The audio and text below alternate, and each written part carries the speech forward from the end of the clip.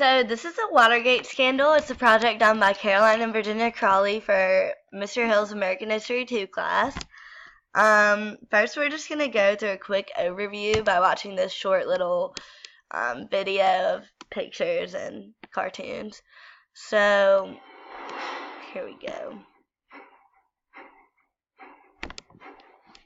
So it was in 1972. 5 men were arrested for breaking in, and they were trying to break into the Democratic Party headquarters at the Watergate building in Washington.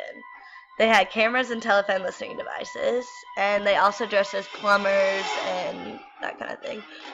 So they were part of Nixon's re-election campaign staff, but Nixon did not know about the break-in before it happened.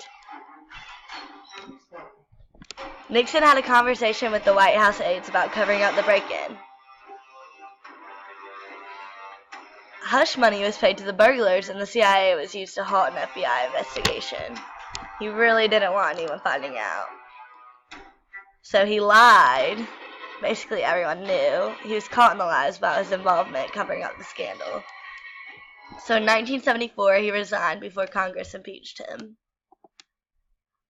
So this artwork on the left was done by John Pierotti, and it depicts President Nixon as Pinocchio. His nose represents the growing lies told to cover up his actions regarding the Watergate scandal. So this artwork on the right by Cummings represents how Nixon is just in the middle of this huge mess and everything is just falling into him, everything's falling apart, and there's so much evidence building up, but he's just like, business as usual, he's just trying to keep it cool and act like nothing's wrong. This seat represents how the United States seal is being covered up by this Watergate scandal. It's really dirty, it's been stained, and it's all messy now. And it was also done by John Pierotti. It caused major corruption in the presidency and made the people not trust the president anymore. So this image to the right, posted by the Milwaukee Journal, pokes fun at Nixon because of the evidence against him and how he tried to cover it up. Down here at the bottom it says, I have discovered that according to a secret tape of June 23rd, 1927, I am a crook. But, 1972. But in his speech that we're about to watch in the end, says that he isn't a crook, but this is poking fun at him, so it says he is because of all the substantial evidence he had against him. So this image on the left basically just says how all the evidence they found turned back on Nixon and the presidential campaign.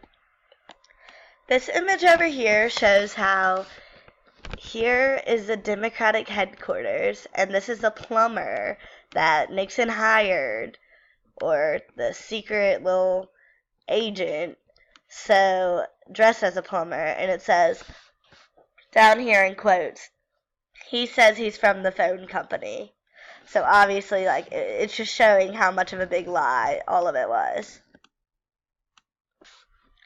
This image by Bassett shows that after reviewing the evidence, I find you innocent on all counts. So it's basically just showing how could Nixon say that he's innocent when all these people have seen the tapes, there's so much evidence against him, and he's still saying, guys, I'm not guilty.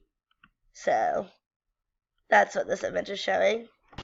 This is a famous part of Nixon's speech declaring that he is innocent. And I want to say this to the television audience. I made my mistakes, but in all of my years of public life, I have never profited from public service. I've earned every cent. And in all of my years of public life, I have never obstructed justice.